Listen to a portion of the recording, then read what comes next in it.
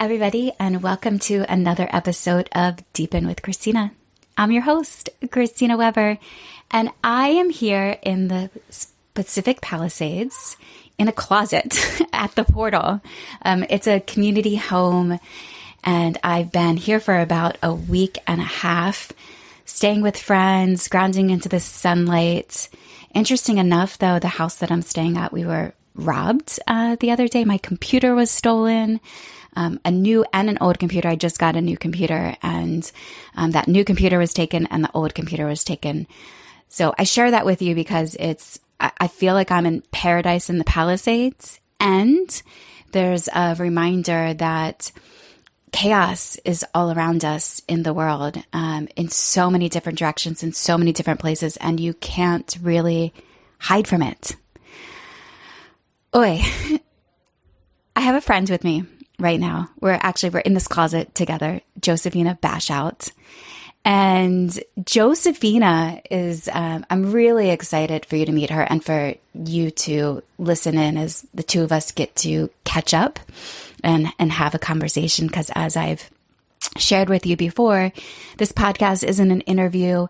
You're following me and my journey as we develop, we deepen, and also inspire and support the human connection industry. I have been friends with Josefina for nearly 4 years.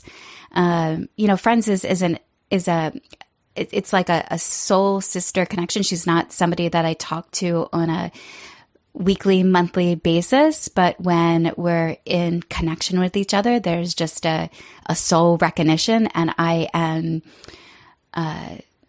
inspired by her work. She activates me in a way of opening up my sexuality and sensuality. She's studied spiritual psychology. She's a tantra teacher, a feminine embodiment leader, puts on courses to activate women, and actually supports men too in their journey.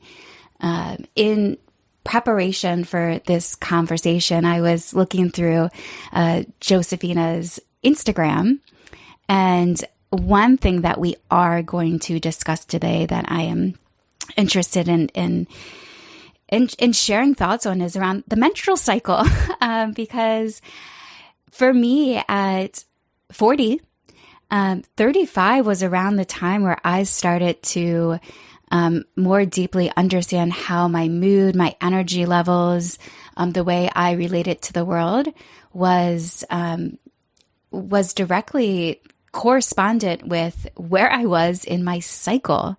And for being, and I hope if you're a man right now and you're listening to this podcast, do not stop. Please keep listening, because it's really important that you also understand our menstrual cycles as well. And when I was 14 years old, 14, 15, and was first began menstruating, there's yelling out. We're in a makeshift podcast studio, and we hear big cheers around us as exciting things are always happening. But to the menstrual cycle, so I had really awful cramps. 14, 15. I think a lot of us women do, are girls at that point.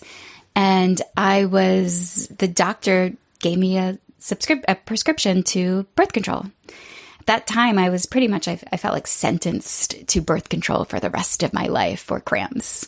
And what I really appreciate about Josefina's work is that it helps women to really drop in more deeply to their bodies and learn how to roll with the emotions and the cramps and energies, and what is it telling you? What's it communicating to you? And maybe it may be just rest. And yes, it may be painful, but how can we actually work with our bodies without pharmaceuticals? Yes, I don't think pharmaceuticals are all wrong in every single way. And I think there's an opportunity for more. So, Josefina, it's so good to have you here and to share you and your wisdom. Thank you. Thank you, my love. Really happy to be here, and just so good seeing you. And It's true. Like, even whenever time goes by, it's just like when we see each other again, it's like just this light and this drop in that we go so deep immediately. And I think that's such a beautiful experience for women to be able to experience in their lifetimes, of the ever-flowing, ever-evolving friendship space that can be with women, in between women. So happy to be here with you, baby. Yeah, so when I had shared with one of my flatmates that you were coming over to record the podcast, actually, Yaritza, who is episode 3. Yeah, we love Yaritza. And she said, you have to share Josefina's story because you are an Egyptian woman. I am, yes, that's true. And you are known as the Pussy Priestess. That's also very true. Sounds very ironic and sort of dangerous. Yes, that's also a very big piece. Very dangerous.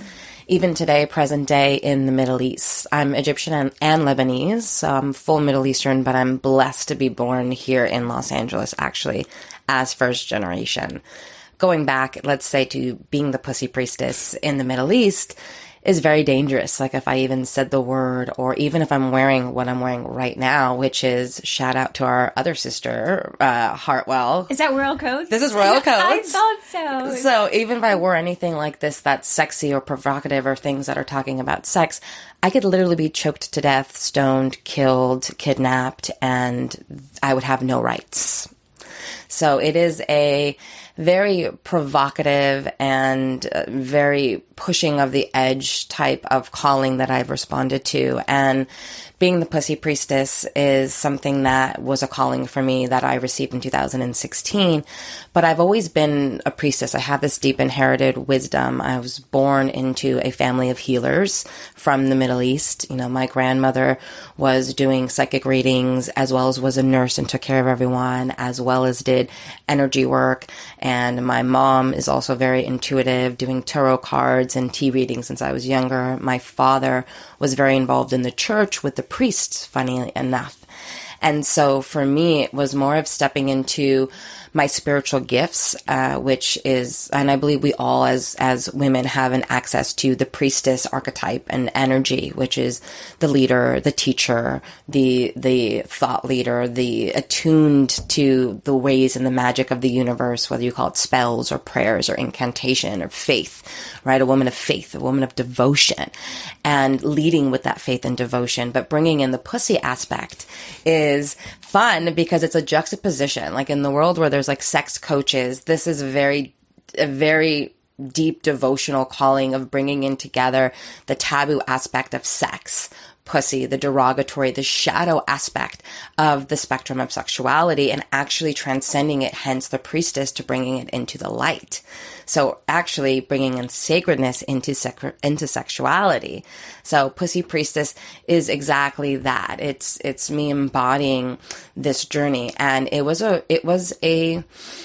scary, and it was really challenging. I mean, I grew up in America, and my dad was always big in the church, and we were always going to church all the time. What type of church? Coptic Orthodox. So we were Coptic Orthodox, and they'd be burning frankincense and doing chanting, and we'd have to cover our head, and we'd be there and like doing the prayers, and it was always there, but it always felt very stiff and controlled and very rigid. And when I would be wild and free when I was a young girl, like a gypsy, my dad would beat me because he didn't want me to be in Arabic what they call as a shahatin.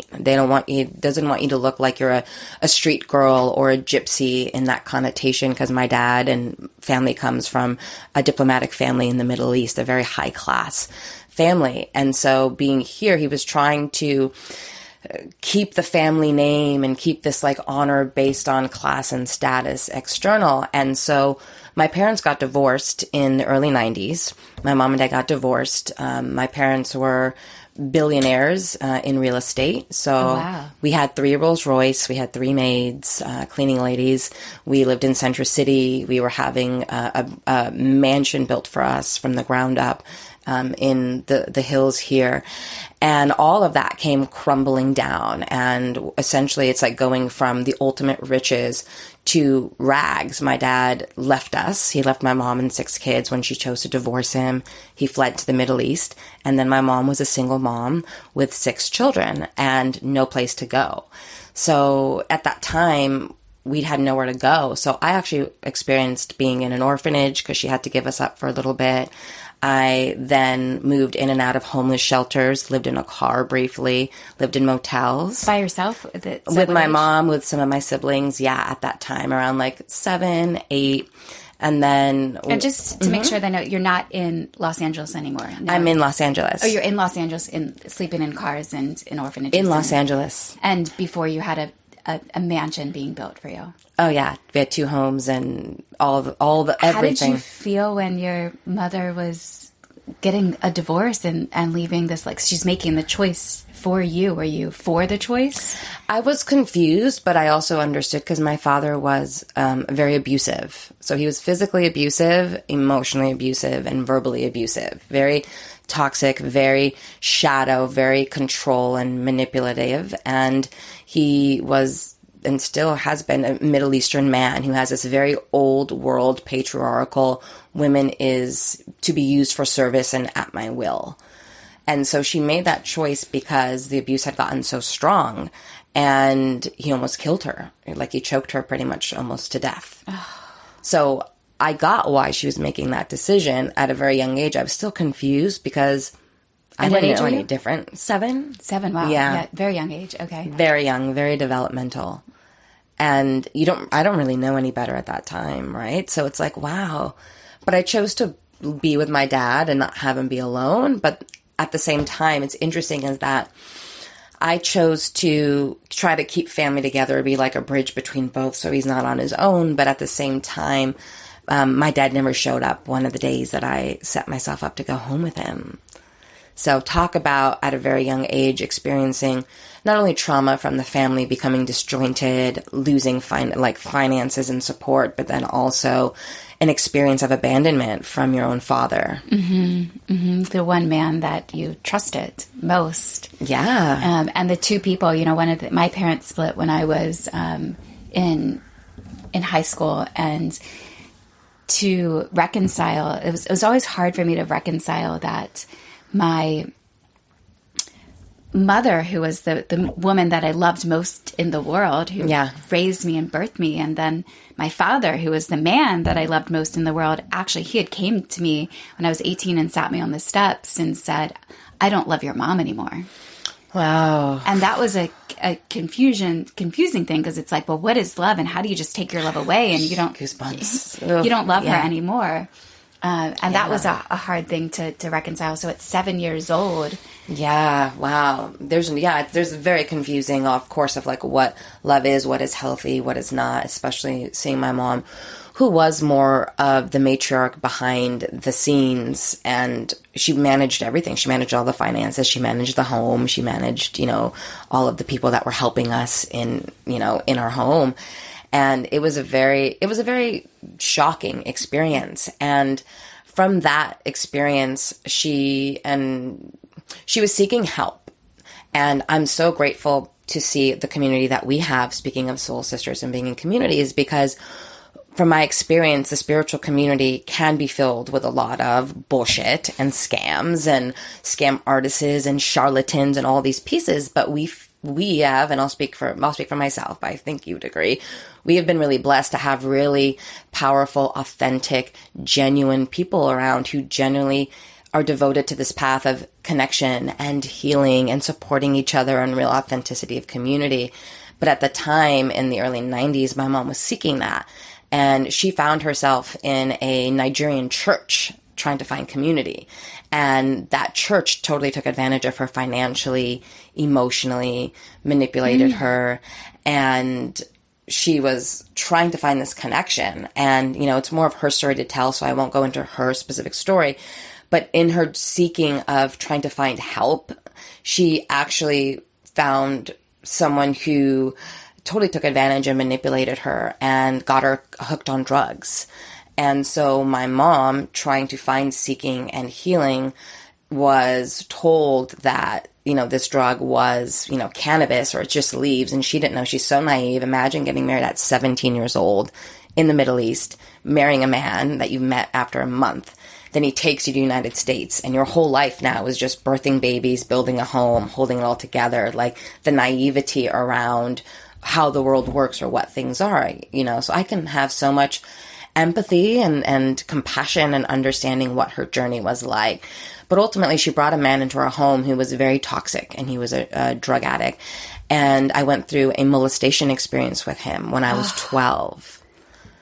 So before I was even really sexual and all those pieces, I was exploring my sexuality, but it was always being hidden and in the dark. My sexual development was punished by my parents because it was seen as, wrong if I was kissing a girl next door or the guy next door. And, that you would was... kiss girls next door? I would kiss 12? girls next door. I would kiss girls next door at 6 years old. I was making out with boys and girls. Wow. I had both. I had both at that young age. And it wasn't allowed. It wasn't allowed. My sexuality had to be hidden. Otherwise, I would be punished.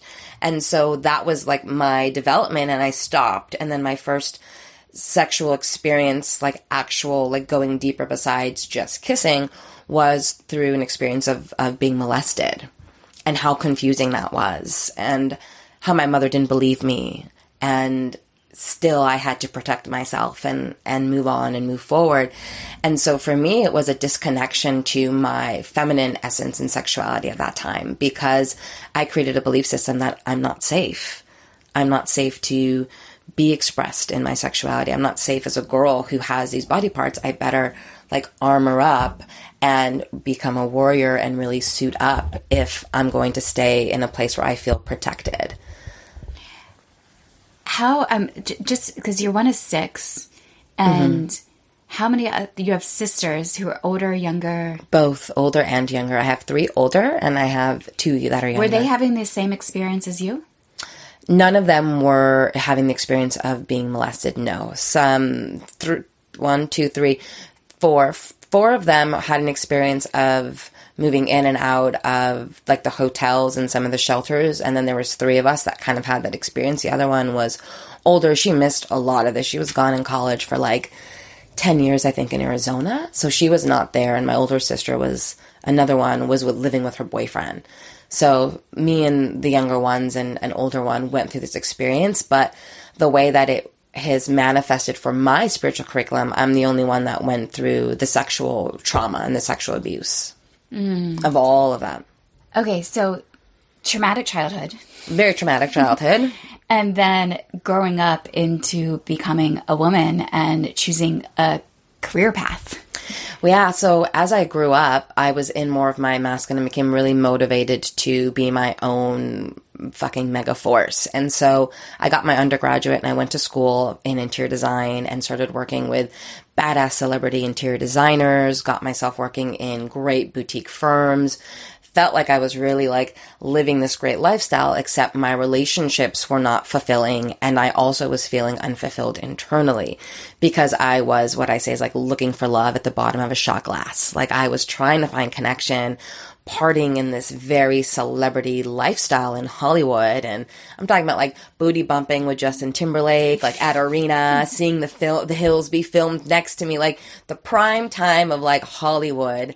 I was so deep in it, and it was really fun and exciting, but I was also super disconnected to myself. And when I was doing that job at 26, I was diagnosed with HPV and pre-cervical cancer, so high-grade cervical dysplasia, 2 and 3. And Western medicine said, male doctor specifically, was oh, you're going to have to actually cut out parts of your cervix, and this is what you need to do to heal yourself. And you're going to have a miscarriage. Your rate now of a miscarriage is 30%, but because it's so severe, you're probably going to have to do it again, which means now your chances of having a miscarriage goes up to 60%. What do you mean you're going to have to do it again? Because the amount of mutation of cancerous cells on my cervix, they can't guarantee that when they cut out and scoop out with this procedure, it's called LEEP, L-E-E-P. It's one of the most common things they prescribe. They go in and it's like an ice cream scoop. They scoop out chunks of your cervix, even the healthy parts, just to get it all out, not in a holistic way. But because mine was very cancerous and was spreading, that they were not confident that they would take out all of it in one time. And because they don't know why it continues to grow. So it was they say, we have a solution. We don't know how well this solution will work, but this is what you have to do. And this is the solution. Like, there's no other option. Like, this is the solution. If you don't do it, like, then basically you'll die, or you also, like, good luck on trying to have children. Do you want to have babies? So I'm open to having babies. I've come to a really deep conclusion in myself where I feel whole and complete in this lifetime if I don't go through that experience of being a mother. So I don't feel like I need babies to be complete. And at some point in my life, would it be amazing to like create a being with a man that I love and like grow this beautiful baby? Yeah, I'm so open to that and would so be a fuck yes to that when it feels really aligned with us both desiring to create that. And when I feel like I'm in a position where I'm ready to devote myself and my life fully to this being. Beautiful. Okay, so back to 26, the doctors are now telling you you have to have this procedure. It might not work right away, and it's going to be a whole life journey if you would like to have children. They didn't even say it's going to be a journey. It was just like, it's either like kind of like you or the kid. Like, if you don't do this, then it's going to be your life at risk. So it's better for you to do this and forego having children potentially in order for you to live. And at 26, especially if you're someone who's listening to this conversation and you're younger, don't just listen to what Western medicine says, because they don't know all the pieces. And from my perspective, they don't look at us, especially women, in our body and our womb from a holistic perspective. It's very bite-sized and piece by piece by piece. And they didn't look at the root cause, and I didn't accept that. So I went on a 2-year journey on my own to heal myself. I was like, fuck you, literally, to this guy. And he's like, good luck. I'm going to see you back in my office. And I was so clear in my mindset that there's going to be another way, and I'm not going to go through this procedure. And it was suddenly the part of me that felt like my freedom as a woman was being told what I could do or not do with the future of my children because of this procedure. And so I found this great treatment called escharotics. I worked with a naturopathic doctor. It's an Eastern holistic perspective where essentially they put like a facial. So they'll put these high-grade acids and they'll put a facial on your cervix. And so it's non-invasive, but it specifically works with just the cancerous cells and then healing and clearing the rest of it. And that was about a 2-year journey because I did about 2 or 3 rounds of that.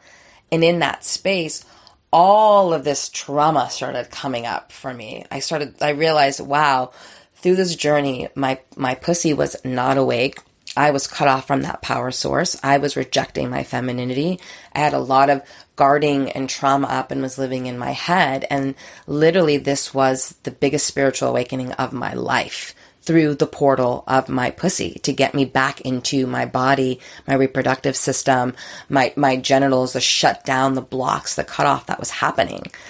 Can we pause for a second? And I want to, because we've said this word so many times, pussy.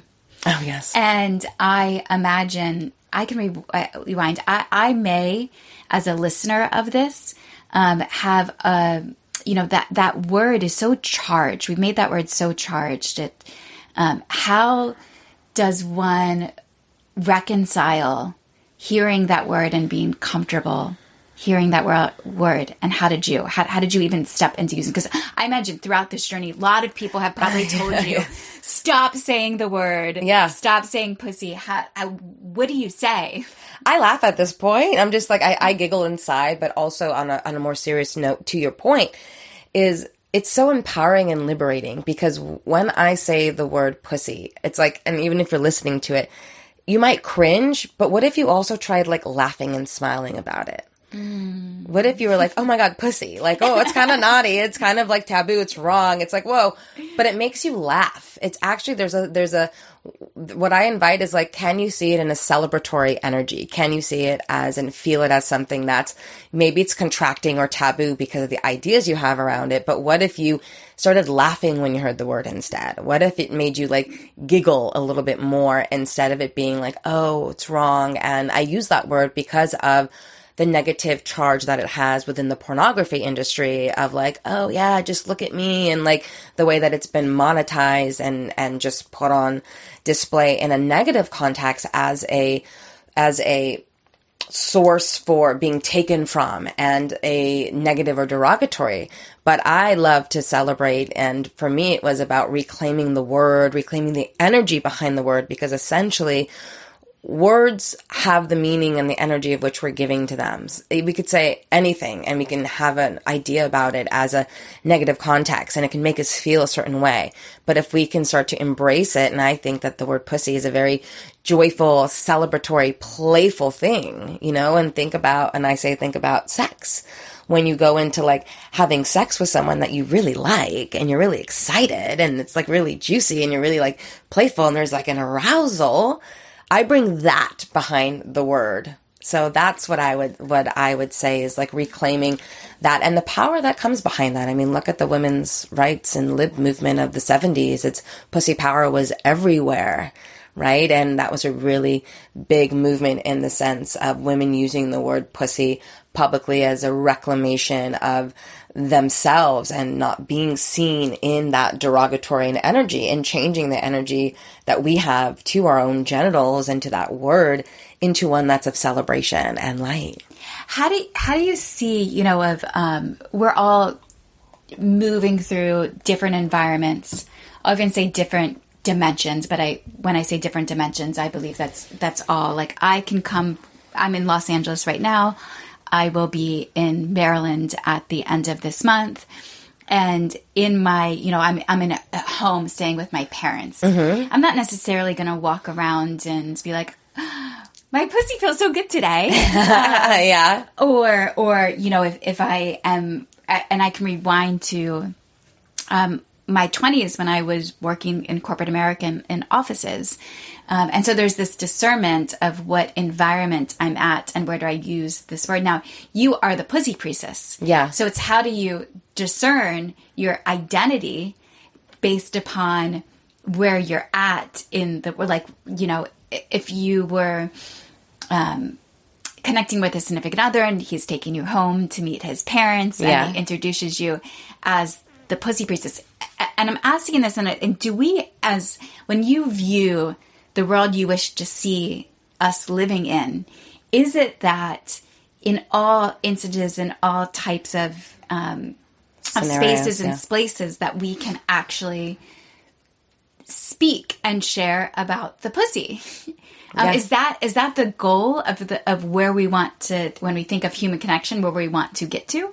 Yeah, it's a really great question. Actually, I love this. It's thought provoking for me. And when I see like the future of what would be there, the thing that comes to me is actually, yes, where there is no shame or shadow around the word or around saying that and have people introduce me as the pussy priestess, for sure. Have I also gotten pushback from people saying I'm not comfortable saying that? And it's like, again, if you're not comfortable, that's fine. You don't have to say that, right? It's nothing that's forced upon. But also at the table, if I'm going to talk, then I'm going to talk and I'm going to use the words that I'm going to talk. That is my freedom. That is my embodiment. I don't expect other people to have to feel comfortable with it or adopt it or introduce me as that way. You totally don't have to. I'm not pressuring you to do that. It doesn't mean that I'm not going to talk about it or I'm not going to embody it. And just to your point, I had a funny memory when I came out to my family about being the pussy priestess. My older sisters were shocked, like so shocked. And we even were in the car. She has this BMW and we were going and she's like, why do you have to use that word of all the words? It's like ratchet and dirty and like derogatory. And I won't have you say that around like my kids. And I'm like, oh, okay, pussy. And it picked up in her car for the BMW and it's repeated the word back to us in the car. And all of a sudden her BMW was like, pussy. And we started cracking up. And for me, I'm like, that's the exact point is like, if we can change the charge from a negative charge to a positive charge, yes, why not do that? Why not do that? Why not remember the goddess?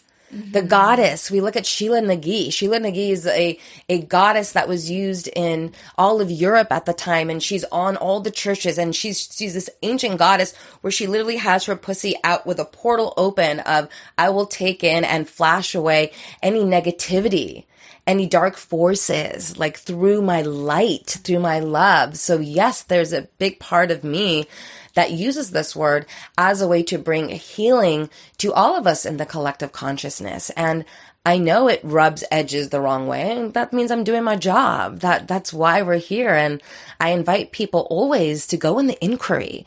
If it makes you feel uncomfortable or shame around yourself or judgment, look at it. Why? Is it because you believe it? Is it because someone told you that it's wrong? Is it because of your conditioning? Is it because of your religion? Actually critically think about it and see, why do you have this actual resistance to this word specifically? And you'll probably be surprised on how many voices and thoughts and opinions are actually not your authentic beingness to it. I oftentimes think of, I've been bringing this person up, which his name triggers a lot of people, David Icke. David Icke, in his documentary, there's this one, I even actually took out my phone and I recorded this particular scene in that documentary. You can watch it. It's on the Gaia Network, David Icke. And he talks about how we're living in a time of, I am so offended. Everybody is so offended by what you say and what you do. And even we have a WhatsApp chat, and some deep conversations happen there sometimes. And, fun. And one of them, Indy Reishi, who is the host of Political Hope, had actually sent, somebody in the chat was looking for a Kundalini yoga teacher. And then Indy invited, can we have a conversation about the appropriation of Kundalini and how, it spun from Indian culture, Sikh culture. And I invited in well, how I hear you. Yes. And how do we move through the world where we're taking all of this information that we're processing and wanting to freely share it with appreciating, because I think culture appropriation to culture appreciation, we're appreciating where we've learned something. So I partly asked this question because number one, I bring up this topic is that what is, people are potentially receiving when they hear that word pussy is and then we'll put this word to rest, by the way, is that, there's this, they're offended. I'm offended by it. And then, also in you're doing this type of work, there's other people that begin to use these words and this terminology and name their programs around it. Yes, they do, actually. Yeah. And how do you reconcile those two things of I'm not going to be offended because I'm inspiring people to use it and this is my creation? So can you ask me what the actual question is again? I guess there's not necessarily a question, it's a topic. Yeah, I was it's a topic of... Because both are existing, right? That's the thing that's wild. It's like there is the part in coming out, again, was like claiming this when I claimed fully stepped into this in 2016 and beginning of 17 was there is a part of like, oh my God, am I going to offend? Is this okay? What if people don't like me? What if I get all this pushback? And I did get some of that. And at the same time, the liberation that comes from this is so powerful. And back to the cultural appropriation, for me, it's like I feel so strongly about this in my lineage line of being a lineage of priestess. And if we go back in history to Isis and the sex magic and the sex temples, like sexuality was such a normal and is such a normal, natural thing, regardless of the name that we're calling it. So if we can bring that vibration back to whatever word that we use around our genitals or whatever words that are in association that maybe were negative or shameful in the realm of sexuality, I feel like that's a part of what I'm here to do on the planet. And both are going to exist. People are going to be offended. People are offended by everything. You look at them one way and it's like, because we take things so personally now, everything is like filtered through this very personal me experience. And I think where we both connect is like the we experience. How can we experience more freedom? And that's why I love bringing in the teachings of Tantra. So there's Egyptian Tantra, and then there's also, more traditional Eastern Tantra. And it's all about the liberation and the expansion, the liberation of our own negativity, of our own energy, of our own limiting beliefs, as well as the expansion of our own energy, of our consciousness, of our new belief systems and our power. So both are always going to be existing at the same time. For me, it's a matter of what am I choosing to focus on? What am I choosing to focus on? And what I focus on is the empowerment. The fact that even that I created something called Pussy Priestess picked up where women in the UK or women in Switzerland are calling themselves that, which is why now, like, I've trademarked it and now I'm developing it to keep the integrity of the energy of what I'm creating with it as a clear channel. But the fact that, again, like the bonobo monkeys, you learn something, it shifts in consciousness because it's ready to be evolved. And like for the bonobos, it's, going in that one monkey. Do you know this story? No. So it's like the 99th monkey theory. And it's about these monkeys that are, I think they're in Africa. And one little baby chimp goes for the first time to the water and actually starts to wash her banana before she eats the banana. And then she starts to do that time and time again. Then she shows her family and her tribe and her community. So now all of these bonobos are now doing this change of behavior of cleaning and washing their bananas before they eat it. And these researchers are there watching them. They fly to another continent completely somewhere else, another part of the world, to go check on these other chimpanzees that they had checked on. And they see that now suddenly these other groups and this other whole tribe and a whole other continent now is going down to go wash their bananas in the water before they eat them. How did that shift in consciousness happen without any words of communication? Because we're all unified and connected as one giant mind or one giant consciousness. So there's a theory of the 99th monkeys where when enough of us are changing the vibration and we're now going into a behavioral shift that is in a positive one for all of us, then consciousness shifts and tips into a greater, higher scale. So that, for me, is what I tend to focus on is, wow, more and more women are reclaiming their feminine power. More and more are reclaiming the vibration and the energy that patriarchy or the pornography industry really put down with that particular word, which we associate with ourselves, even on a deep subconscious level. So by tipping that scale and focusing on spreading that sparkle and bringing that into the light, that is what I choose to focus on and why I continue to, be in the field of fire, if you will, by this, because people have rejected me to be on shows or refused to do work with me because of that, in the sense of like, I don't want to be associated because I don't want to offend my audience. And that's fine. Like, that's totally fine. I respect that. And one day, and they do come back and they really want you to come back. And then there's a level of readiness. So I think too, the conversation is the feminine perspective of dealing with this is not so linear and like push it to make it happen and be on this movement and this mission. It's more of a very spherical thing where it's going to take a loop and it's maybe takes a little bit slower, but it will come around. And then when it's around, I'll be there and like working on my magic and sparkle, and then it will come around again and it will just continue to have this natural flow and the natural rhythm it's meant to happen as we evolve our consciousness on the planet. I've been posting these startup tips on my Instagram and the stories every day. And today's tip was that if you create something for everyone, you create something for no one. Yeah.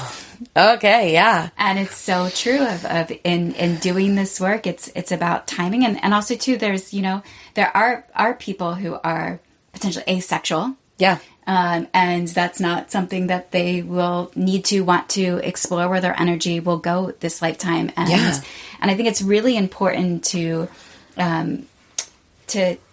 say that like, there's an invitation to connect more deeply, and we all have, I believe in reincarnation and that we come back each lifetime for more growth and more journey. And even inside of this one lifetime, there's so many different lifetimes. Mm-hmm. So many different relationships, so many different sources. So take me back. So let's rewind back to 26.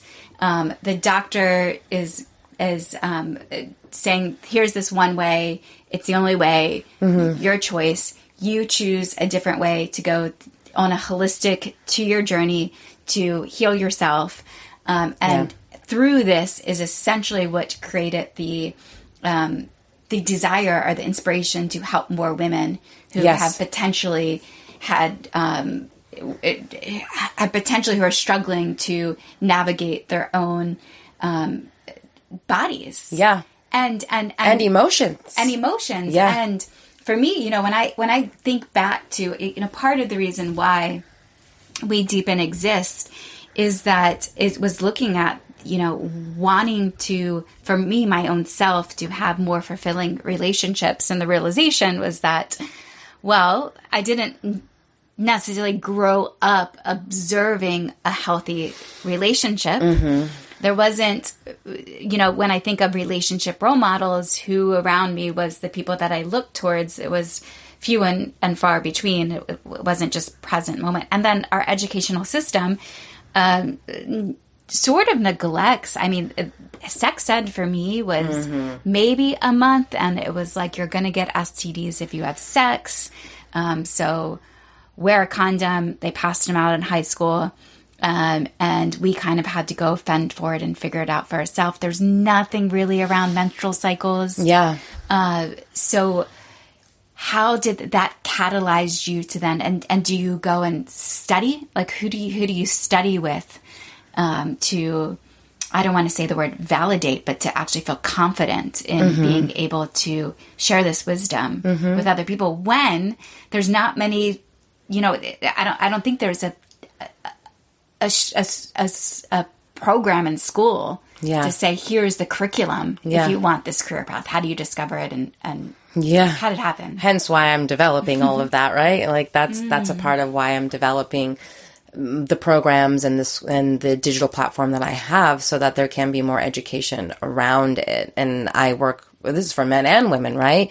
But I work specifically with more of like the feminine, because we do have our menstrual cycles. We do have, you know, 11 moon cycles that we actually go through in a month, right? And that's based in Kundalini, where men have just 2 moon cycles, like an on and off switch of light and availability, where we as women, it's like we have 11 different moon cycles, which is essentially like energetic cycles and seasons that we're going through consistently. And if we look at, well, I'm not get on the tangent, but let me go to your question. And originally, what you're mentioning is, when I started to do that path, I worked with the doctor.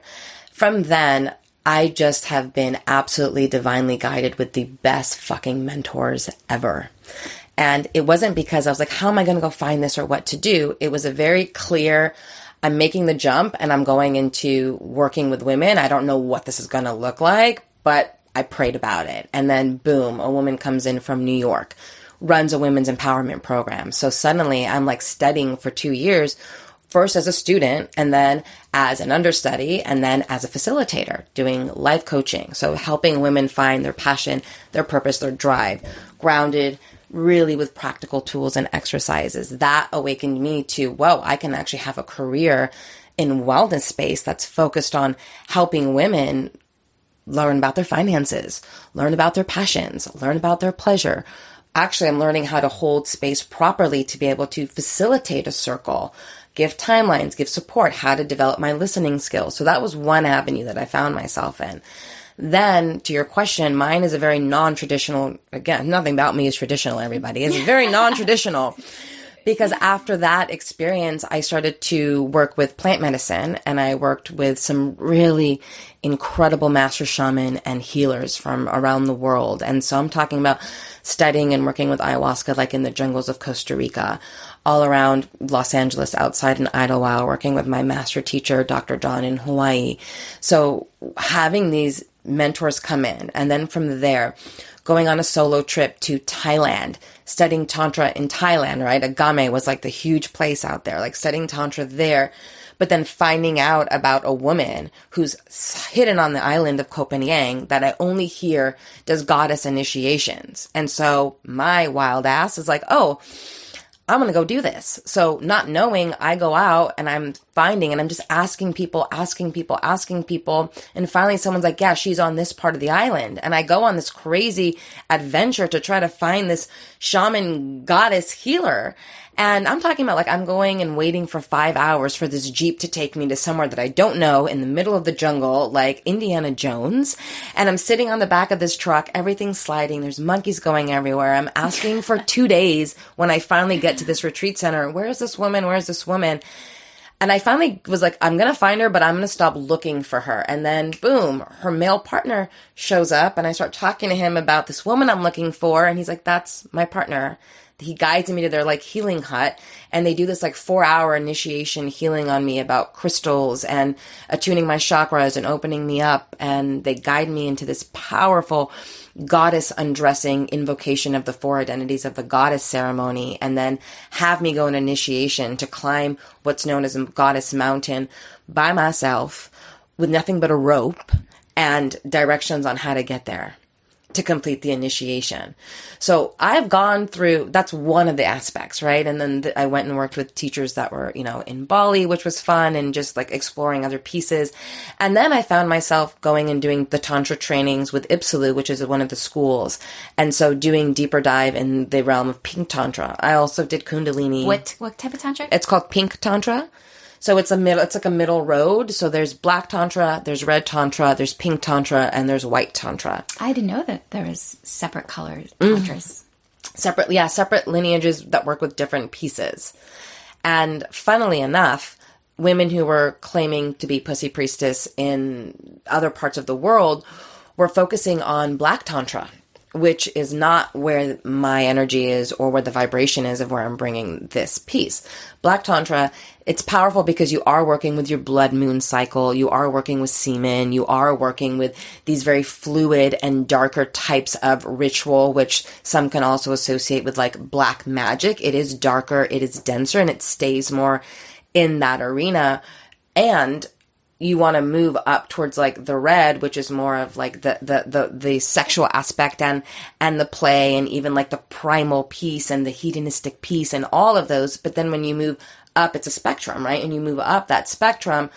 Pink Tantra is this beautiful bridge that takes those aspects, but we're really working with transmuting it through from the heart beyond just the sexual exchange, beyond just the fluids and peace. That also brings in the white Tantra of the deep energetics to the transformation and the alchemy process that we go through when we do these tantric practices and rituals. And then Kundalini has white Tantra, where you just transcend your sexual energy and you're just using it for like high psychic things. And in my perspective, I still have an issue with the Kundalini community because they still, in my perspective, shame sexuality. They still talk about letting go of the body as this, vessel and just being in your higher buzzy self. But there's a real important piece of actually embodying the frequency and grounding it into your human body versus being just in your very high Kundalini energy, ungrounded and a bit buzzy. So that's why I really like the pink Tantra, because it takes the really deep rooting of the body of the red, of being in your body in this like wild sexual creature and vessel, with the higher consciousness, energetic transmissions of the white Tantra for shape-shifting and all of those pieces, and it all roots it in the heart center, not just the genital center or the sex center. So that's where I've been able to do my research and training, and then studying about all the goddesses and doing deep work around the different archetypes and educating myself and going really deep into this, because there was no other way. No one showed me the way. Well, I mean, at this point of going into a second career path, you're moving into a second career path. Yeah. And you've already, in the United States, college is pretty expensive. So you went to school once for interior design. Yeah. And then, and now you're having a health crisis. Yeah. Plus also, which was expensive. And developing an interest in another, in another category, another whole other field. How do you fund this? Because insurance doesn't cover this. Doesn't cover any. Oh of no, this. It doesn't cover any of this. None of it. So how do you fund all this? It's a great question. It's a really great question. I am so blessed that I am just overflowing in abundance, and not because I have all this money because of my family. No, I'm completely self-made, completely self-created. All of it was me having multiple jobs, working at a different healing center, doing tarot card readings, charging lower rates to have more clients for my coaching, and just being devoted to making this happen no matter what. I've also been blessed to have a couple of angel investors, like when I went to school for spiritual psychology, which is expensive as fuck. Like that's, $30,000, $40,000. And I had the moment where I was literally on my knees and said, oh my God, like this is universe, like I need some support. I'm committed and devoted to this. And what I found for me has worked, and it's backed up by quantum physics as well, which is beautiful, is when you have a very clear intention and you are setting that intention with conviction and with certainty, and all of your being is behind it, and I focus my intention and my energy towards that intention, it manifests in unexpected, miraculous ways, like someone donating for three months of my tuition at school. Someone then donating towards my angel investor towards building the online platform.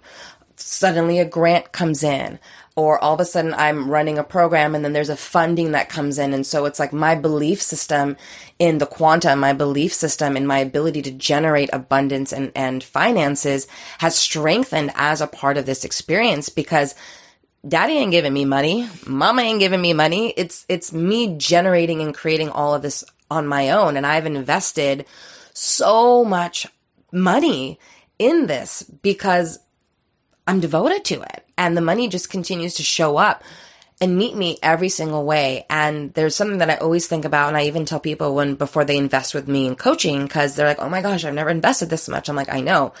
It's going to be the best ROI you will ever have in your life, although it may seem intangible at the moment. The benefits are 10 times, 20 times, 100 times the ROI that you're going to get based on you moving past that limiting belief and based on you strengthening your connection with the field of quantum, or let's say spirit, because it really does meet you at where you are if all parts of you are with certainty and knowingness that this is going to happen. How is it going to actually manifest any other way?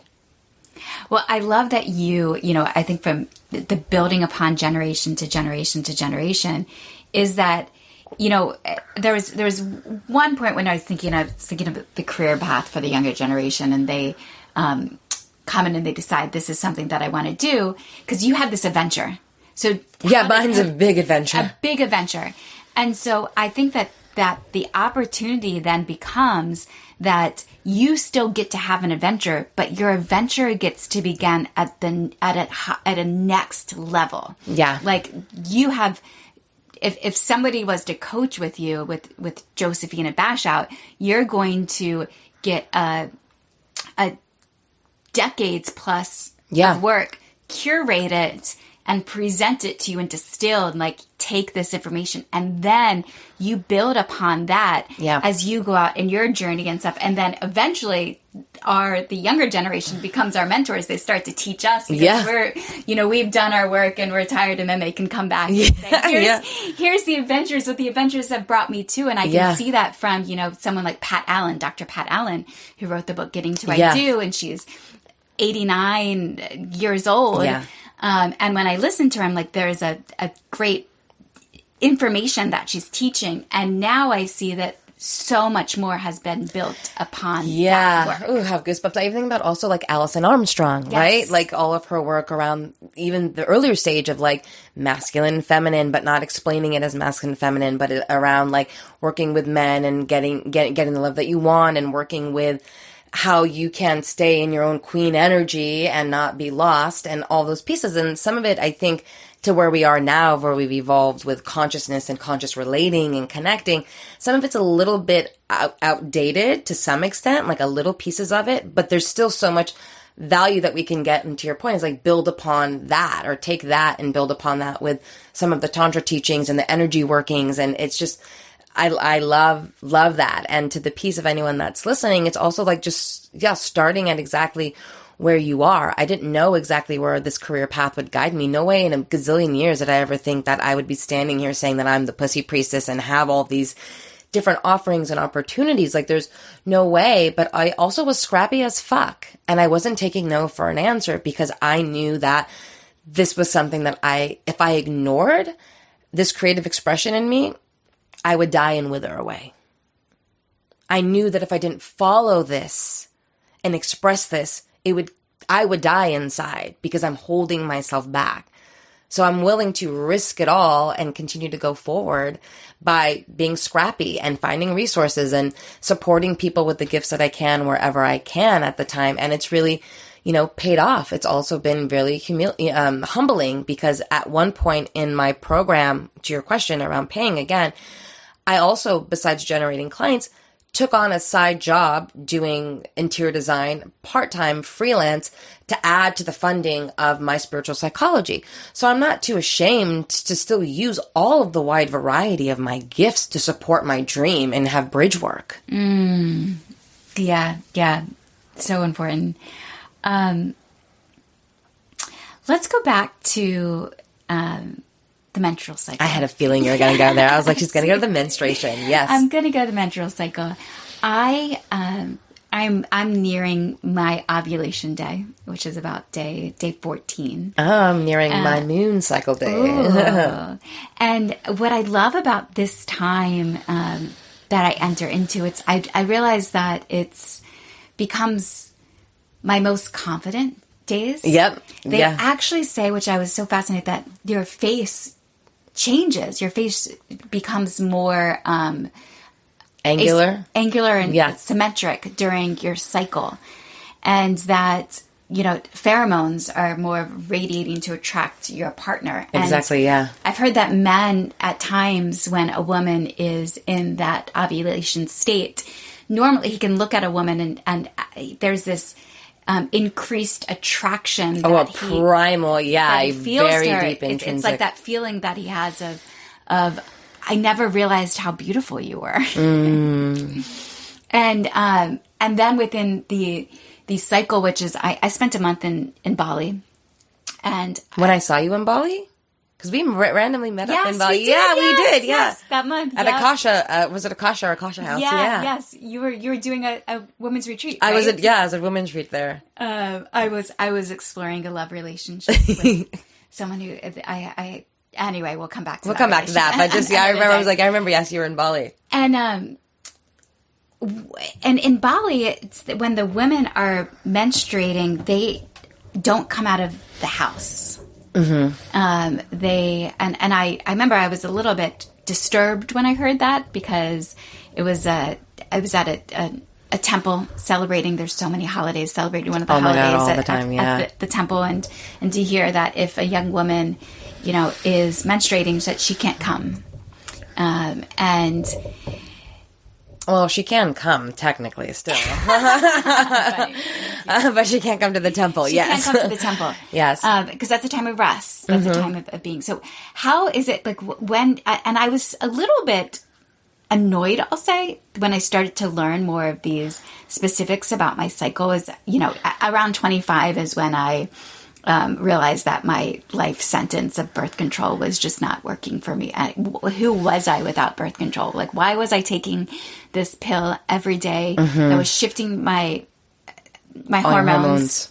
Yeah. And so I just exited the birth control. That's a part of my protocol of healing myself, was getting off of birth control. I haven't been on birth control since I was 26 years old. I'm 37 now. It was a huge game changer. So tell me, what can I know? What are some pieces of information as you're learning about your cycle, and how can men more come to understand? I used to also too, as I'll say, is like when there was a judgment that I had at times of women being bitchy around their cycle. I was like, oh, come on, what is this excuse to be bitchy? That's what I was thinking too. I was like, come on, you're PMSing? This is bullshit. Like, you're just using this as an excuse, but actually... No, it is hormones. It actually is hormones, and really does impact us. And I also was annoyed and pissed off when I heard about why there was the red tent originally created, which was because in shamanic culture, Native American, when a woman bleeds, you're not allowed to enter into the medicine space or be in that space. And so women would go separately into their own red tent to do ceremony work while they were bleeding. And I learned, and it annoyed the fuck out of me in the ayahuasca ceremonies, that if you were bleeding and you didn't choose to wear, number one, the choice was you're not allowed to sit in ceremony. Or some shamans would say you can wear a tobacco pouch to protect your energy and to protect the space. You're not polluting the space. And that really... that we're polluting, that you're literally releasing death, and that our blood, again, shadow shaming, that we're polluting. And hence why I know in parts of Asia, women would also just stay in their room and they would serve them food through the door that would open because they don't want to experience death and have women pollute the space with your moon cycle. So even the idea that our moon cycle is something that's negative and shameful and dark or heavy is something that I believe is a reframe that we can create, in the sense of actually it's one of our most creative, special, magical times, because we're literally going through our own little mini death experience while we're rebirthing at the exact same time. So that's something that's really exciting. And when I broke the rules because I'm a rule breaker. I went and did ceremony on my moon cycle, and it was the most powerful experience I've ever had, because it's the most raw, primal part that the male shamans cannot control or have any control over, because the energy becomes so powerful. And when I asked the Taita when I was in Costa Rica, I said, everyone's told me I can't sit in it. Why? Like, I want to know the real reason. I sat across from the Taita and I said, what's the real reason why women aren't allowed to sit in ceremony when we're all bleeding? And he said to me, and he laughed with all of his feathers, and he says, because you're too powerful for us when you're in ceremony. Wow. When women are bleeding in power, you were channeling literally the medicine and the divine, that it is so powerful that it actually puts the shaman off center from his psychic abilities to hold the container of the space. And when there's a woman who's in her full, like imagine the bleeding and the shedding, and your body's doing all the things that the men's body doesn't do, has a capability. We are so powerful beyond belief that it is confronting and disorienting. So instead, we're brought out, we're pushed aside, and we're labeled as polluting and dirty and all these pieces. So I started to really understand that. And I was like, okay, I get that level of consciousness, but I want to find out what's going on in my moon cycle and how this works. And I've also helped women who were going to do ceremony message me in the middle of the jungle and be like, they want me to not sit. What do you think I should do? And I'm like, don't tell them you're on it, and go sit. And they had the most powerful experiences. I've had women message me and they're like, I don't want to take my birth control anymore. I'm like, then choose to not take your birth control anymore. I think it's a very empowering thing when we can take our cycle into our own hands and use beautiful apps to be able to track our cycle.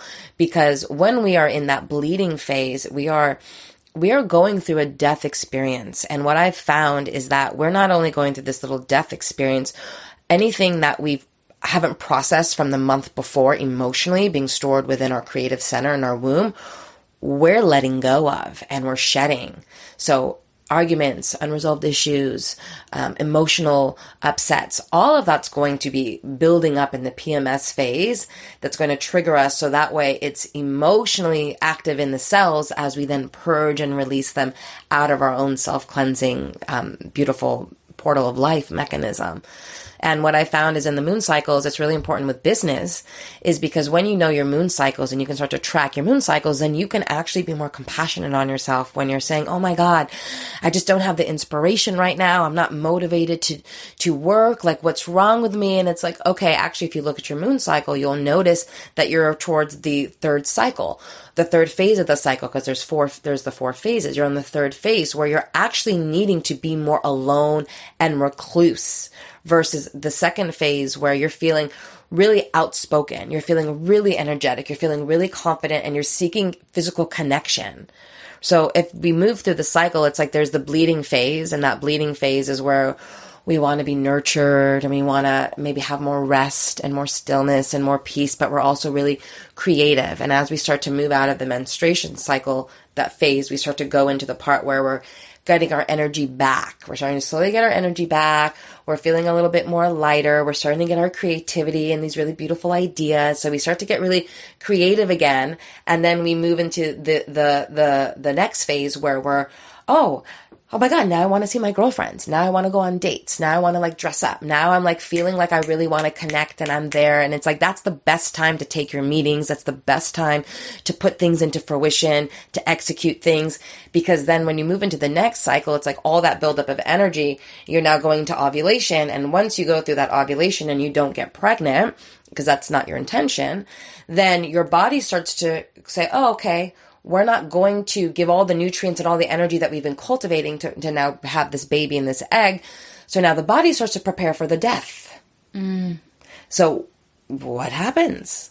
We're now biologically shifting internally from a very celebratory, like we want to receive the masculine partner, we want to receive all the energy, we want the connection, our pheromones, we're like, yes. And now we're going through ovulation, we're now going and preparing the body is now getting ready to start to expel the egg. So now we're moving into that third phase where we're starting to get agitated, we're feeling a little bit more recluse. I know at these times of the month, I'm like, sometimes I want to burn my fucking business down to the ground and I'm extra like emotional or extra snappy. And then it's like a part of me wants to have this more energy or take the meetings or get really creative and do things. And I found that when I go back to my cycle and really look at where I am without this knowledge, I was really hard on myself. It's like, why am I questioning myself? Because we're not really thinking properly because our hormones are all trying to manage itself from all the work it was doing to prepare for this baby to now shifting to the releasing and the death of this non-life.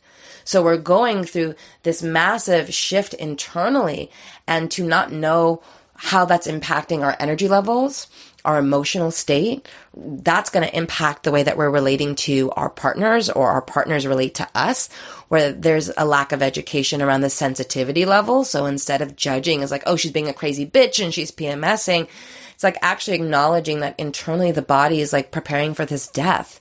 And there's a deep level of sensitivity that the feminine is going through at that time, where this world doesn't support that sensitivity, where if we're in a jungle somewhere, like, and we're getting ready, we can just sit and be with ourselves and cry and relax and be by the water. But if we're in a world where it's like, got to take the meetings and go on and we've got to do this and we've got to organize all these pieces, or we need to be a certain way for our partner, then there's a disconnect. And there's a shaming and a judgment that goes on. And we, even as women, may not understand why we might be feeling more tender or more distant or more agitated or aggravated. But if you track it to your moon cycles, you'll be able to predict, okay, here's where I'm going. I'm not crazy. I'm not out of this world. I'm not as confident and not as confident as I thought I am. I'm just going through an emotional, hormonal imbalance right now that's going to reset itself. Do you use an app to track this? Mm-hmm, I do. Which one do you use? I personally use Cycles, and then there's also one that's called P Tracker, which I also really like, which is Period Tracker. Actually, I think I use P Tracker now more than I've used Cycles. I started with Cycles. I know we're all moving away from offices and people are working remotely now. I wish, I feel like that it would be so much more supportive for our, for the purpose of moving the world forward into the way that we wish to see it, is if that there was an understanding of that, like it's you're sharing this information and there's so much wisdom in it. And my brain also wishes to see a visual, but I see a visualization of this that I can look at on a daily basis. Almost if I was to design We Deepen's office right now, there would be a hallway that would have posters that would share of this education of this is where women are at, and to know, and potentially, I don't know how invasive this is, but potentially like women could actually go in there and put a pin and you would know where this is they want to do that. Yeah. This is where Christina's cycle is. This is where this person's cycle is. This is where this person, and we can start to really understand the power of the, not only the feminine, but the female body, but the male body, or just the body in general. It actually, in saying that, I started to feel a little confused, male body, female body, but because of the environment of we are also becoming a fluid culture as well. And I think that this information, because it's not taught in school, it's hard to really process it and to absorb the information, but it's so important. Another piece of that has always interested me too is how women understand how they're relating to other women. Yeah. There is a competitiveness that can innately happen when women are around their ovulation time periods, and I hear that they tend to dress more sexual, more in a way. Sex appeal, yeah. Sex appeal to attract a partner to them. They tend to be, you know, I think if a woman could also understand these things that they're going through in their 20s and 30s and teens also, as well as like they're it's unconsciously battling for the attention of men. Interesting perspective and interesting point. And yes, one little caveat piece is if you do want to have a grid or a chart, you can Google, you know, the 4 cycles of the moon cycle in regards to like women in the workspace. There are like charts that you could see if you wanted to Google it as well for someone who's listening or yourself, and it will give a little bit of a breakdown. And moon cycle versus menstrual cycle. How do you, what are those words interchangeable? Interchangeable. We sync up with the moon as well. So I say moon cycle because we move through the same phases like the moon moves through. We also, as above, so below, have that same exact cyclic flow inside of us.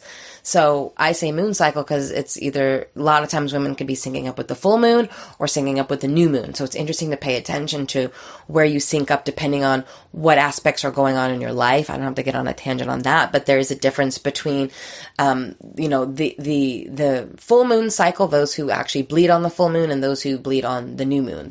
You are a different point in the way that you're creating your life. And it is a reflection in where you bleed depending on where the moon is in the sky.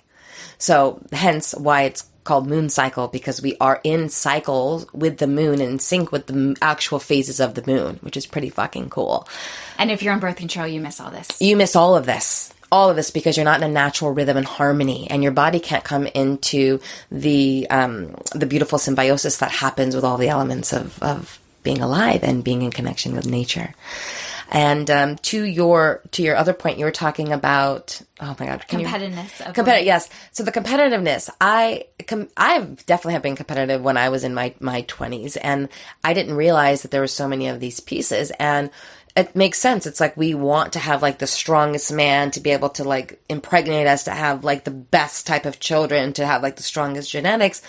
And at the same time, the competitiveness, I'm finding the more and more that women are attuned to themselves, the less and less competitive they become.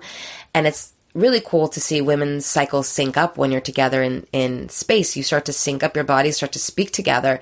And instead of being competitive, there can be a really beautiful sisterhood healing opportunity for coming together in cooperation and harmony and collaboration when we sync up together versus trying to control or compete for it. And the beautiful thing that I've also realized is that there actually is no competition. Speaking of the pheromones and the ovulation, it's like our body's going to shift and emanate exactly what it needs to attract the right aligned type of partner that's going to be the best type of sperm to impregnate us to then have that child if we choose. If we're not going in that route, it's still going to be the same thing. I put it in that perspective is there's nothing to compete over. We're not in the jungle. We're not trying to find the strongest man to be able to have our babies who's going to go off to war, right? And even if we look at tribal times, there is women who are having multiple lovers consistently during that ovulation time and just sleeping with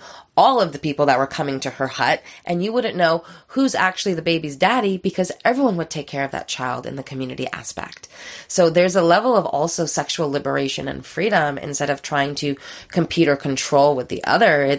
I find there's a beautiful shift in just the receiving and the syncing up and the celebration that comes with us tuning into our menstruation cycle or our moon cycles. This conversation has been so interesting and so juicy. It's when I was even preparing for this conversation with you, that word juicy. I was like, we're going to say that word juicy often. We did end up saying pussy often too, as well. Juicy is one of my words. Yeah, I love it. What tools is missing? Like what would be more powerful if there was something that was being created to support you and your work getting out in the world? What is it? Like a tool or a system? Like what would help you shine more? I would say this is a good question. What comes to me is being able to share and teach on multiple platforms, or having the support behind creating a platform with the support of inviting many others to come in and join into this conversation and space. I find that and even without it being in real life, because I haven't been actually asked this question, what comes to me also is around support around creating the educational content, and then maybe the distribution or the support in distributing the content so that it can be received in many, many, many more hands, and also be more accessible to people all over the world who need this information, not just us living in, beautiful paradise in the Palisades, but worldwide, more of this education.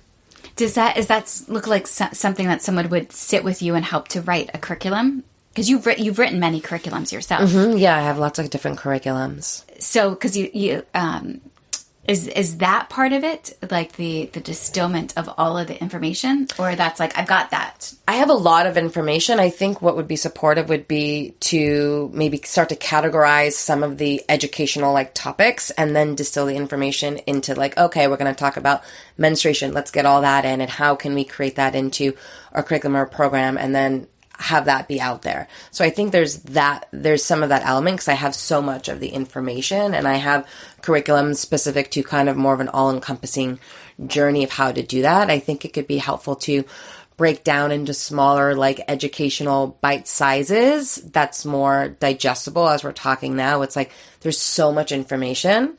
So I guess the support would be how to break down the information so it's more digestible, and it's in maybe smaller pieces, and then being able to have that be more distributed and sent out. And how do you work with other people within your industry who are also? Do you see a lot of networking happening with other sex coaches, or can I call it a sex coach? You can say sex coaching. Yeah, you can say sex coaching. I find that, a good friend of mine, Layla Martin, I think we both know her. Her and I collaborated together, which was really fun, on a Kundalini video on her platform, and then on a energetic orgasm one on her platform as well. So I do see that was a really powerful opportunity for both of us to come together as two leaders in the space and be able to share this beautiful content, which was great to be invited in. And another friend I find is there's cross collaboration in the sense of podcasts or creating things. I don't necessarily see the same, I don't necessarily see in the industry each other helping each other in the sense of infrastructure. I see everyone kind of doing things more independently and creating individual types of their own platforms in that space. What I found recently is I'm actually part of now 3 other wellness platforms, and that I'm actually finding is really great, because there's other wellness people, but they're not talking about sexual wellness or sexuality. And so bringing that element into the wellness space, I find, has been really helpful and supportive as well. I heard recently that it takes 17 years on average for new information or developments to be included in textbooks. Oh, wow. Yeah. 17 years. Holy crap. Yeah. Yeah, so we're got some time. We're far behind. But what I hear, I'm actually even taking your words, and it's inspiring. It's sort of essentially what I feel my role is with We Deepen, is to create a platform that, throughout the years, people have been come to me over and over. You should be a coach. Yeah. You should go and guide the experiences. You're great, Christina. Go do all that. And I'm like, I want to curate it all. That's what excites me most. Yeah. Is my role is being the promoter of it. It's because my interests can go from in so many different, I can geek out on so many different topics. Yeah. And I love just pulling him. That's my intellect in Gene Keys. Yeah. That's my purpose, is the intellect and distilling all that information. But I don't necessarily see my role as being teacher in a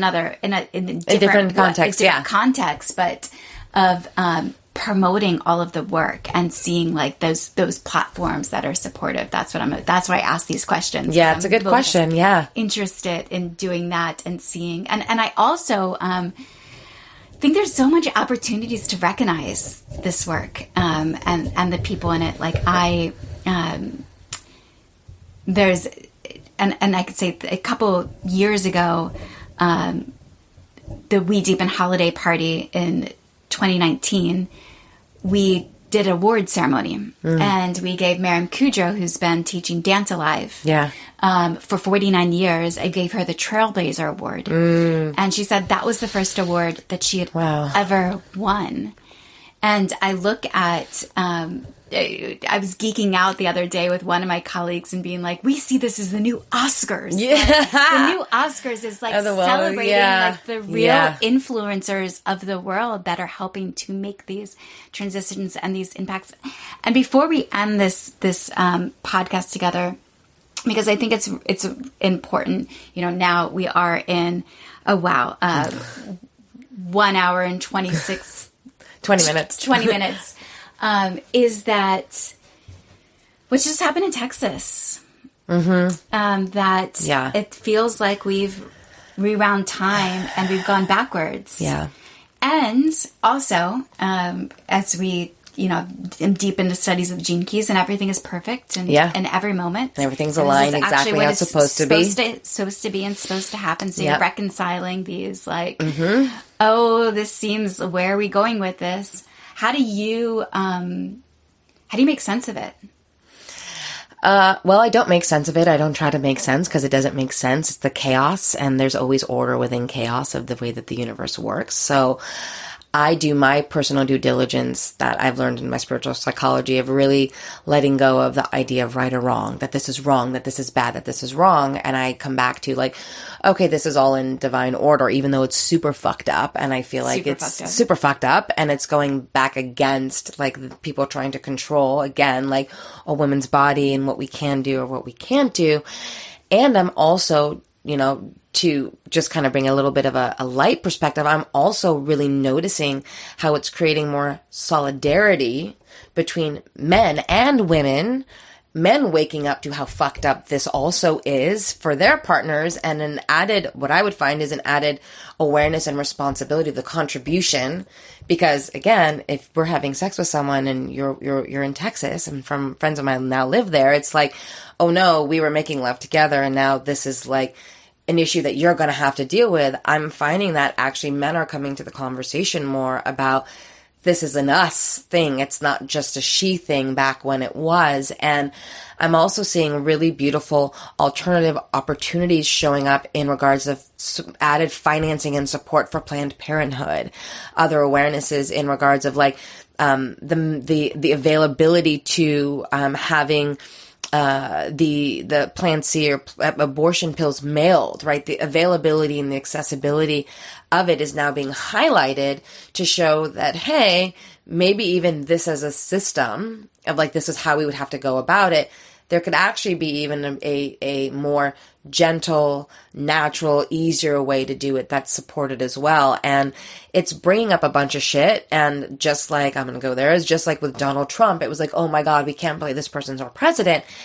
And I truly believe that there's a greater purpose of why it's illuminating what's in the dark. So we can take whatever shadows are there, and we need these catalysts, these anchoring catalysts, in order for us to start to shine a light on all of the things that are going on that's not working and the shadow, to bring it and transcend it so we can actually evolve into a greater place that I would believe, what I would like to believe is more of like a heaven on earth type of experience and exchange of harmony between the sexes and the genders on the planet. So yes, let's talk about the reproductive health. Yes, let's get men more involved in that aspect, because it's very radical and it's very outdated.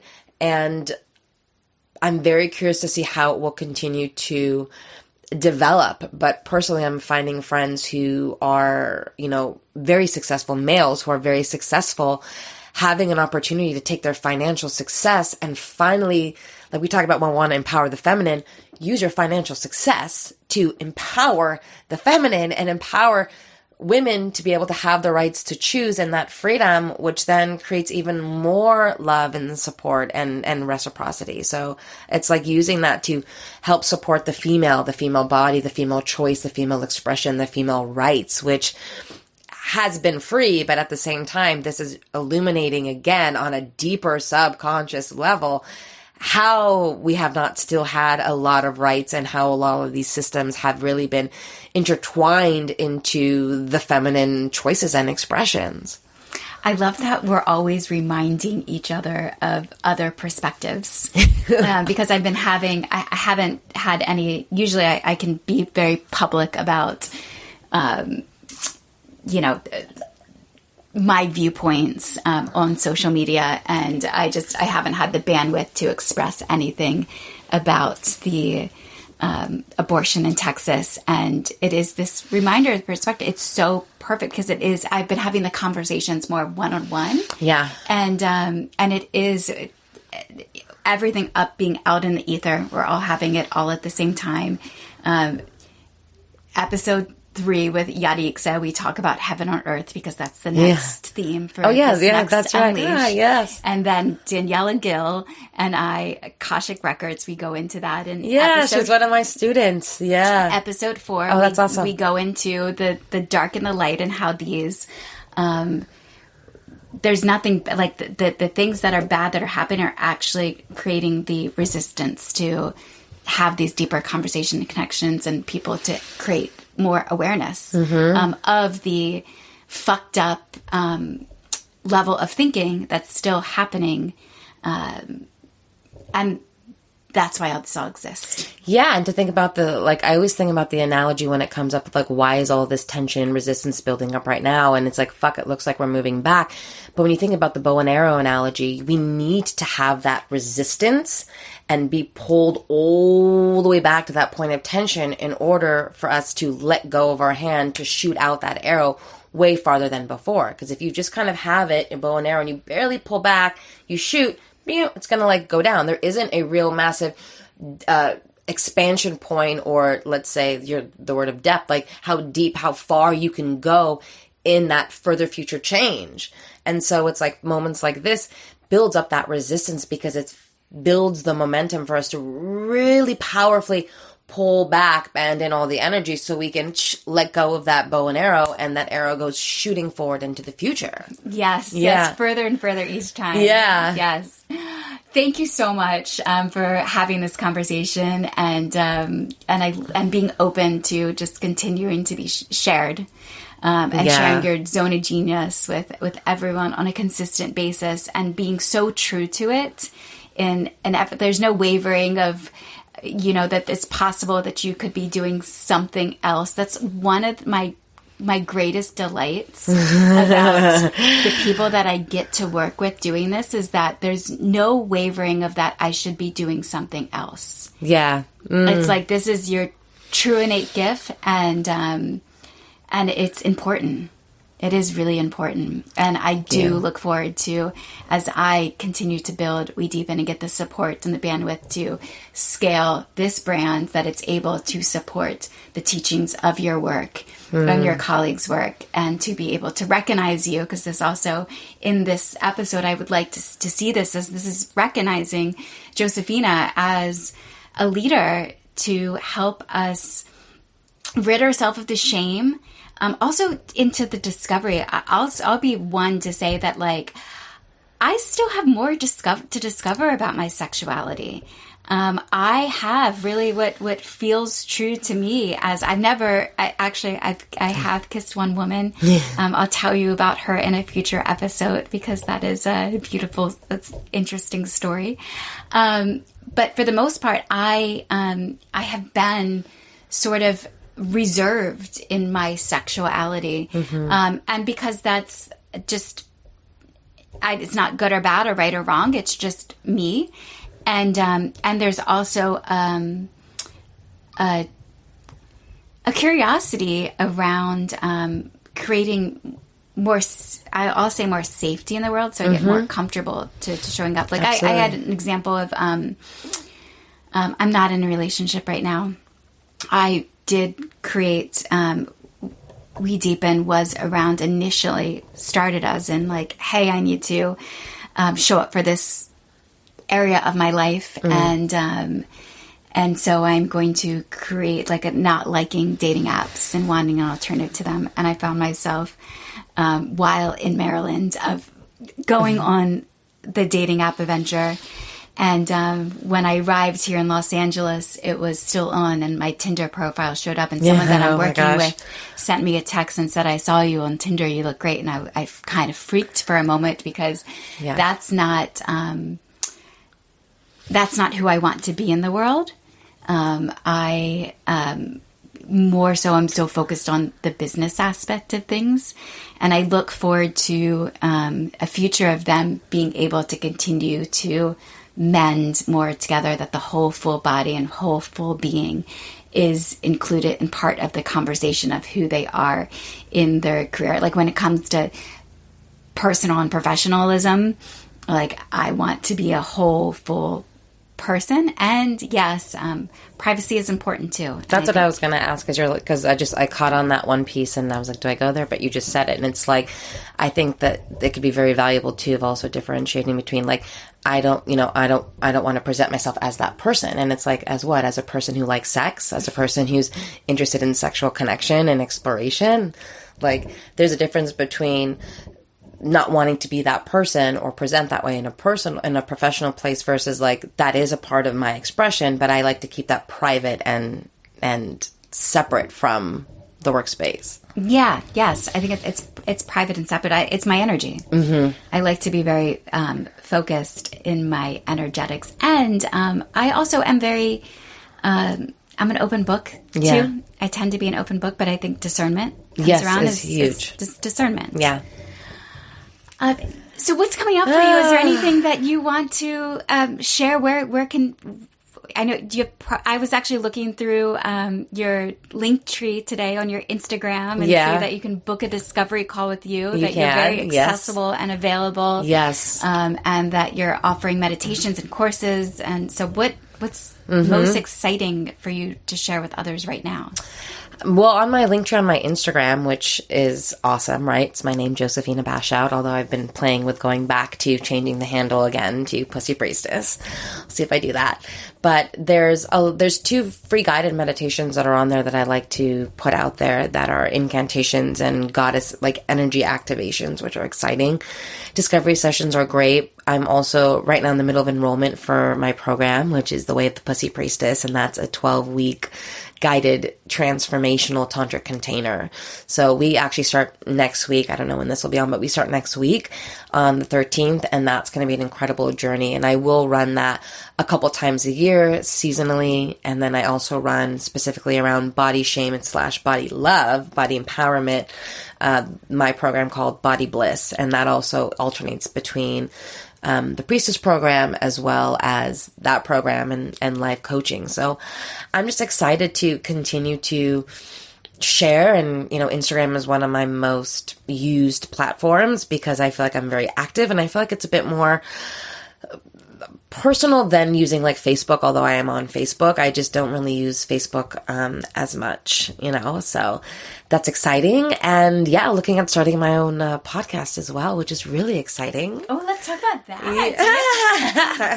Yes, we can support with that. Yeah. We're developing the We Deepen Podcast Network. Oh, let's do it. We have this Deepen with Christina and then Political Hope with Indy Reishi. Oh, well, maybe we'll have the Pussy Priestess show. Oh, the Pussy Priestess show. That would be a perfect Political Hope, Deepen with Christina and the Pussy Priestess show. Sounds perfect. Yeah. Sounds perfect.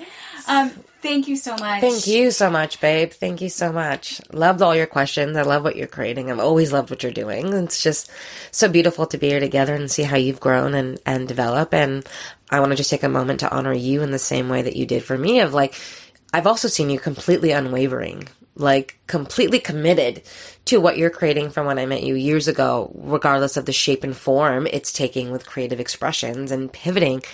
But your true north of what feels so good to you and lights you up with like your pleasure of service, like you are still using your pleasure as your true north. And this is your greatest pleasure. So I want to really acknowledging you for staying your course and choosing your pleasure and choosing what gives you joy and finding ways to deepen that within yourself and trust that within yourself.